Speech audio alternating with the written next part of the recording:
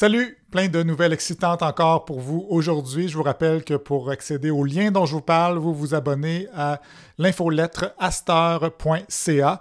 On commence avec la journée mondiale des toilettes. Pour l'occasion, Bill Gates est allé visiter les égouts de Bruxelles. On peut le voir se sortir la tête d'un égout sur une très belle photo.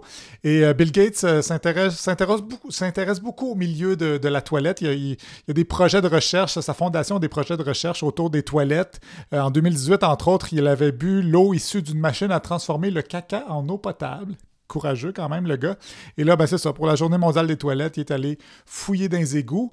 Et ce qui devrait mener à toutes sortes de théories du complot, parce que Bill Gates, on le sait, hein, il est derrière tous les problèmes de l'humanité, selon certains. Ensuite de ça, une série de tweets du professeur Antoine Yoshinaka, associé à la chaire Raoul d'Endurant. Il est prof à l'université de Buffalo, quelque chose comme ça. Et lui, il dit, bon, il revient sur les articles dans la presse en fin de semaine sur Andrew Tate, qui influence de plus en plus nos jeunes garçons. Il dit que oui, il y a ça aussi aux États-Unis, une montée du conservatisme chez les ados, mais à l'inverse aussi, les filles deviennent de plus en plus libérales. Donc, les courbes s'éloignent. Je ne sais pas ce que ça va donner plus tard, mais il risque d'en avoir qui a de la misère à se matcher sur Tinder selon leur idéologie. Ensuite de ça, Guy Taillefer, dans Le Devoir, résume un peu ce qui s'est passé, analyse en fait ce qui s'est passé en Argentine avec l'élection de Javier Milei. Je ne sais pas si ça se dit comme ça. J'ai fait 2 ans de Duolingo, mais mon espagnol est encore so-so. Il dit il s'est passé une chose capitale depuis le premier tour de la présidentielle, à l'issue duquel Massa était arrivé en tête. C'est la normalisation de la candidature de Milei par la droite traditionnelle qui l'avait jusque-là copieusement dénigrée. Donc, même les dirigeants d'autres pays ou les anciens dirigeants d'autres pays d'Amérique latine ont décidé d'appuyer Javier Milei, même s'il est complètement sauté dans la tête. Et d'ailleurs, nos champions de la droite ici, là, je les écoutais un petit peu hier, les chroniqueurs, les animateurs dans certaines radios, étaient contents de cette élection-là. Et ça, moi, ça me fascine parce que, mettons que moi, il y a un politicien avec qui je suis d'accord sur les idées, sur les valeurs. Puis, je me rends compte que lui, il parle à des amis imaginaires, il fait des choses complètement débiles comme se déguiser en super-héros puis devenir un personnage dans des conférences de presse où il dit des affaires complètement pas d'allure. Ben, je voterai pas pour lui. Je voterai pas pour lui. Fait que je comprends pas comment tu peux dire oui, il est complètement fou, mais il a quelques bonnes idées, donc je vais voter pour lui. Je vais me réjouir de son élection. Ensuite de ça, 2 hommes accusés d'avoir révélé l'identité de la victime d'Harold Lebel. C'est dans Le Devoir, la victime étant Catherine Fournier, la mairesse de Longueuil. Mais c'est bizarre parce que c'est ça, ils ont accusé deux gars d'avoir dévoilé le nom de Mme Fournier sur Twitter et l'autre a donné des détails permettant l'identification de la victime. Je comprends pas trop pourquoi ces 2 personnes-là en particulier sont accusées, surtout qu'on sait qu'il y a un panéliste de la Joute qui avait aussi révélé ce nom-là, mais lui, il n'est pas impliqué dans cette poursuite-là, donc peut-être que c'est vraiment des gens qui étaient impliqués dans ce dossier-là. Je trouve ça un peu mystérieux. Ensuite de ça, dans Le Devoir, on parle du mode de scrutin. Il y a un colloque en ce moment sur le scrutin, sur le mode de scrutin. Si vous n'en avez pas entendu parler, allez dans les autobus, il y a peut-être des gens qui se battent à ce sujet-là. Mais on parle entre autres de 2 options peut-être intéressantes, plus intéressantes que la proportionnelle mixte là, qui est proposée par Jean-Pierre Charbonneau, selon les experts en tout cas, parce que ça a été soumis à un référendum en Colombie-Britannique et les gens ont refusé la proportionnelle mixte. Mais là, on dit peut-être que ce qui serait mieux, ce serait peut-être juste d'ajouter des députés, peut-être avoir des circonscriptions régionales où il y a 2 députés plutôt qu'un seul. On parle aussi d'avoir des préférences de députés voter pour plusieurs candidats en ordre de préférence, puis au final, on ajuste selon la proportion des préférences des gens. Donc, intéressantes idées. Dans Le Devoir encore, un des derniers caribous de la Gaspésie abattu par des braconniers. Faut-il être cave quand même?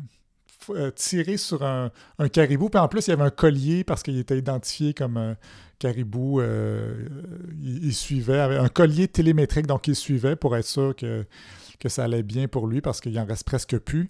Et il y a des gens qui l'ont abattu. Alors, bravo. Pendant ce temps-là, on a vu l'histoire d'un gars qui a écrit un post sur Spotted Jonquière Keno pour savoir si c'était possible d'acheter une tourtière à l'Orignal, puis il a reçu une amende de 3 700 $. Alors, beaucoup de ressources qui ont été consacrées à ce dossier-là, tel en cours, la police et les gardes forestiers, je ne sais pas trop, sont débarqués chez lui pour lui donner cette amende de 3 700 $-là. Le gars, il ne savait juste pas qu'on n'avait pas le droit de proposer d'acheter de la viande de gibier. Mais vous irez voir tout de suite sur ma chaîne YouTube. J'ai fait une petite vidéo pour La journée est encore jeune. C'est un bout de ma chronique, donc allez voir ça. Donc, c'est pas très, très jojo pour l'avenir des caribous. Dans la presse, une entrevue avec Geneviève Guilbeault qui dit que l'expertise manque au gouvernement en matière de transport. Donc, le ministère des Transports n'a pas l'expertise pour développer des grands projets. C'est un petit peu, je ne sais pas si les gens du MTQ vont être contents d'apprendre ça, mais c'est pour ça qu'ils sous-traitent ces idées-là, comme à la Caisse de dépôt qui a réalisé le REM. Mais peut-être qu'il faudrait juste la retrouver, cette expertise-là, plutôt que de toujours sous-traiter nos projets à des entreprises, à la caisse de dépôt, à des consultants. Parce que j'ai l'impression que des fois, on engage les ministères engagent du monde, des employés, pour qu'eux engagent du monde pour faire leur job. Je ne dis pas que c'est toujours ça, là, mais on dirait qu'on a cette impression-là des fois. L'histoire de Sam Altman, président de OpenAI, qui a été sacré dehors. Il y a beaucoup de revirements de situation là-dedans. Il a été congédié parce que le conseil d'administration disait qu'il y avait des problèmes de communication. Mais après ça, on a appris que Microsoft l'avait engagé, que les employés de OpenAI menaçaient de démissionner. 700 sur 770 veulent partir parce que Sam Altman a été congédié. Ensuite de ça, il y a le conseil d'administration a dit qu'il regrettait de l'avoir congédié. Et là, on apprend que c'est peut-être pas totalement officiel avec Microsoft, donc il pourrait revenir. Fait que du gros drama autour de ça. Kyle Rittenhouse sort un livre. Ça, c'est le gars qui était allé dans une manifestation de Black Lives Matter. Il était parti de chez eux, là, assez loin, pour aller dans la manifestation avec son gun. Il avait tiré 3 personnes, 2 sont décédés. Et il avait 17 ans à l'époque. Et il a prétendu que c'était de la légitime défense. Il a été acquitté. Puis un petit peu l'air pas cool, ce gars-là, là, si vous l'avez déjà vu. Et depuis, il est devenu comme une vedette de la droite américaine. Il a 260 000 abonnés sur Instagram. Et là, il sort un livre et ça fâche bien du monde. George Santos, un autre champion, lui, qui a été élu au Congrès américain sur des bases complètement fausses parce que toute sa vie était inventée. Là. C'est un mythomane incroyable. Mais il a décidé qu'il allait rester là, même si tout le monde sait que c'est une fraude. Et là, on apprend qu'il avait utilisé les fonds des contributions à sa campagne électorale pour, entre autres, se faire botoxer.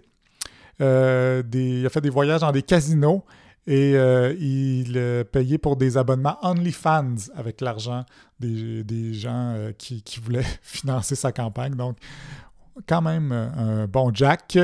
Et enfin, Trump a dit dans un de ses rallyes, a dit que non, il ne faisait pas ça, lui, des Golden Showers, comme le prétendait là, cette rumeur de vidéo où avec une prostituée en Europe, je crois, là, où il aurait subi un Golden Shower. Il dit non, je ne fais pas ça, puis mon épouse, comment elle s'appelle déjà? En tout cas, Melania dit que lui a dit que je crois pas à ça parce que Trump il est germophobe. Il a peur des germes, donc c'est sûr qu'il peut pas avoir apprécié un Golden Shower. Donc ça, c'est une des rumeurs qui le dément. Alors, le dossier est clos, je pense. Alors voilà, merci, puis passez donc une belle journée, s'il vous plaît.